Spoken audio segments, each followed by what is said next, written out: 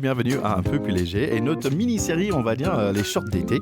Alors moi, c'est TK, Terry Kaufman, et je suis très content d'être là avec Fanny Cotin. Salut Fanny. Salut Thierry. Bon alors, ces shorts, ils en sont où? Je rappelle pour nos chers écouteurs que on fait un mini-série parce que j'avais essayé de mettre mes shorts d'été et j'étais un peu plus lourd que d'habitude, on va le dire gentiment comme ça, et je me disais tiens, ça peut être intéressant de re-attaquer ça parce que je suis dans je re-attaque on va dire la perte de poids, mais gentiment. J'essaie de faire. Donc la question par rapport aux shorts, j'ai pas encore essayé en fait parce que le temps depuis notre dernière séance, j'ai perdu en fait 1,5 kg. Mais je le ressens pas. Je le ressens pas du tout en fait. Donc c'est marrant que le balance me dit que ça va mieux, mais en fait moi personnellement dans les shorts, je sais que je suis assez loin encore de mon objectif. Et ce qu'on cherche, c'est pas le poids, c'est plutôt le ressenti aussi. Ah ça on est d'accord. Le poids sur la balance, on l'a bien assez répété, c'est qu'une donnée, mais ton ressenti et la tonicité aussi du corps, donc l'aspect musculaire, sport et tout ça, compte énormément dans la balance, si j'ose le petit jeu de mots. Alors du coup, qu'est-ce que tu as fait? Parce que 1,5 kg, c'est déjà top. Enfin, moi, vu de l'extérieur, je trouve que... Non, mais c'est bien parce que ça veut dire qu'à partir du moment où tu as pris conscience du truc, quand même, rapidement, il y a des choses qui bougent. Donc, même si tu le ressens pas, mais qu'est-ce que tu as fait alors? La première chose, en fait, je suis allé au barbier. Donc déjà, peut-être c'est 500 grammes de barbe. Probablement. Mais tu en avais parlé l'autre jour, c'est d'un coup, tu as envie de changer et en fait, c'est exactement ça. D'un coup, il fallait absolument, on revient dans cette idée un peu américain de look good, feel good, parce que même avec quelques kilos de trop, je trouve avec ma nouvelle coupe que je me sens mieux, I look good. Donc ça, c'était la première chose que j'ai mis en place. Ouais, c'est top. T'as complètement raison. Look good, feel good. Effectivement, quand ton image de toi-même, elle s'améliore, déjà, t'as aussi plus envie de prendre soin de toi, d'être attentif. Et c'est un cercle vertueux qui se met en place. Oui, j'ai même mis la crème sur le visage ce matin, tu vois. Ah oui, je le vois. T'as moins de rides, non? C'est ça. Et quoi d'autre alors?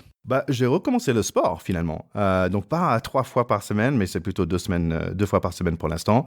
Et c'est plutôt le côté organisé, c'est le crave que j'ai fait. J'ai pas encore le courage d'aller faire des balades, mais je sens bien que ça va venir. Et peut-être le sac de frappe aussi.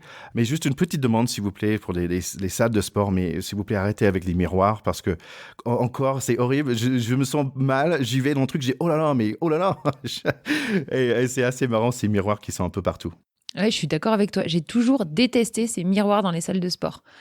Je comprends pas en fait pourquoi mettre autant de miroirs. J'imagine que c'est pour vérifier qu'on est bien positionné quand c'est des pseudo-salles de danse et tout ça, je peux comprendre. Mais c'est vrai que c'est très déstabilisant. C'est pour checker les biceps.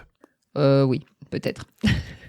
Et ok, donc le sport, t'as remis le pied à l'étrier. Au niveau de l'alimentation, du coup, t'as fait des petites modifications? Pas? Ouais, je dirais 2 choses. Numéro 1, on a parlé la dernière fois de cette journal de bord. En fait, je porte attention à quelque chose, à ce que je mange, en fait. Et là, je commence à me rendre compte des certaines habitudes qui sont revenues. Où c'est beaucoup d'envie de bad food. En envie, mais quotidienne de chips, c'est un truc de dingue. Mais si je pouvais prendre un apéro tous les jours avec des chips et tout ça, ça serait vraiment volontiers. Que mon sweet tooth, comme on dit en anglais, c'est l'envie de sucre. Et en fait, j'ai toujours dit, non, j'ai pas de sweet tooth. Et finalement, j'aime bien le chocolat. Et ça aussi, c'est revenu. Et aussi, ce qui est revenu un petit peu, c'est la tendance d'un peu de commander un peu trop. Cette idée de, tiens, je vais prendre les chips et le cookie parce que j'ai envie de ça. Et en fait, la dernière fois, je dis, attention, pourquoi j'ai fait ça? Parce que je sais que je suis pas bien après physiquement. C'est trop à manger, donc je suis pas forcément bien. Donc voilà les choses qui m'ont apparu. Je trouve ça vraiment chouette que tu fasses ce retour parce que ça illustre quelque chose, je pense, qu'on rencontre tous, c'est-à-dire que même quand on met en place des changements et qu'on a essayé de les tenir pendant un temps, et par moment, on a les habitudes de base qui reviennent, et clairement, on est tous sujets à ça. Alors pas forcément tous avec l'alimentation, mais sur d'autres domaines, ça peut être exactement la même chose. On a quand même moi, j'ai toujours cette image d'ornière, tu vois, sur la route. Tu sais, quand il y a des ornières, c'est-à-dire des petits creux qui ont été creusés par les roues, qui sont passés, repassés. Et en fait, changer une habitude, c'est essayer de sortir de ces ornières-là. Donc, on est un peu on arrive un peu à se maintenir maintenir sur les zones qui sont pas creusées, mais très rapidement, les roues, paf, elles retombent dans l'ornière. Et c'est vrai qu'à chaque fois, hop, c'est ce mouvement d'arriver à se ressortir, à se voir. Mais ton témoignage, il est top parce que t'es loin d'être le seul. Ouais, moi je décris ça comme sneaky. Et j'ai pas le mot en français, mais c'est comme un ninja qui est caché, qui d'un coup qui va te sauter dessus. Parce que d'un coup, je disais, il y avait un Dorito qui me sautait dessous, qui était dans ma main et dans ma bouche, tu vois. Donc c'est assez sneaky qu'on peut revenir très facilement sur des mauvaises habitudes. Ah oui, mais clairement.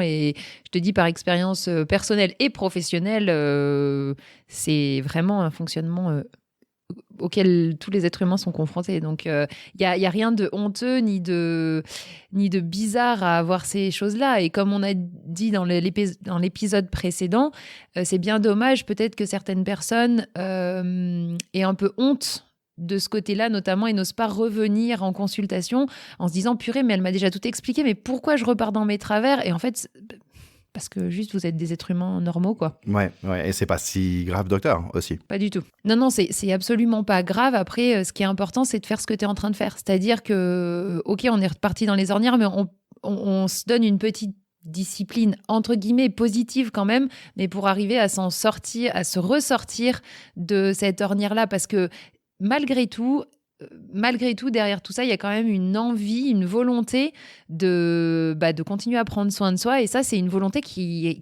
doit être consciente et qui nécessite forcément un petit peu de discipline personnelle. Ouais, c'est marrant parce que, discipline, mais je suis pas en train de faire une diète non plus. Hein. C'est juste que je suis juste en train de dire, OK, qu'est-ce que je mange, en fait. Et il y a un autre aspect que tu parles de prendre soin aussi, j'ai commencé à me parler un petit peu, en fait, quand j'ai faim. Mais gentiment, ok, dans le sens, parce que moi, ma femme, par contre, on a cette habitude, parfois je dis, j'ai faim, et elle me dit, mais ok, mais faim de quoi, mais pourquoi, et ce genre de choses, et ça c'est très intéressant parce que parfois c'est peut-être autour de moments de fromage, et est-ce qu'il faut juste attendre un petit peu plus, ou c'est un peu plus tard le soir, tiens, est-ce que c'est le faim, est-ce que c'est pas la soif? Et ce petit chose comme ça, en fait, ça m'aide beaucoup pour dire, mais est-ce que j'ai réellement faim? Est-ce que j'ai vraiment envie de manger un grand truc maintenant? Ou est-ce que c'est d'autres choses? Ou est-ce que je peux attendre d'aller dormir? Et en fait, donc, il y a ce côté aussi où je commence à écouter mon faim, finalement. Ouais, tu recommences à écouter ta faim parce que c'est quelque chose, effectivement, que tu avais déjà bien capté. Et puis, c'est ce qu'on dit, c'est qu'après, petit à petit, hop, on repart dans les fonctionnements plus habituels. Ça s'explique très facilement. Hein. C'est le cerveau, en fait, il va au plus facile, il va au plus habituel. Ça lui demande beaucoup moins d'énergie d'être dans des fonctionnements hyper habituels. Et donc, là, ce que tu es en train de décrire, toi, te poser la question, est-ce que j'ai faim, est-ce que je peux attendre et tout ça, au niveau du cerveau, ça demande un peu plus d'énergie. Et donc, ça demande de le faire consciemment, quoi. Ouais. Mais c'est top, la démarche, elle est parfaite. C'est super tout ça. Ouais, j'ai l'impression, ça bouge dans ma tête et j'allais dire que ça bouge donc sur la balance aussi, mais en fait on s'en fout. C'est plutôt les shorts qui nous intéressent. Et voilà, donc c'est la fin de ce short et comme on avait dit au début, c'est vraiment, on est là pour vous dire que si vous êtes un peu moins léger que d'habitude, don't worry, everything's gonna be alright. Être à l'écoute de vous-même, prenez soin de vous, ça va aller bien. On peut prendre des choses en main, mais dans la bonne humeur et d'une manière positive. Bon super, à bientôt alors. Et puis n'hésitez pas à aller sur nos réseaux sociaux, mettre des petits likes, partager. Allez, à bientôt tout le monde. À bientôt.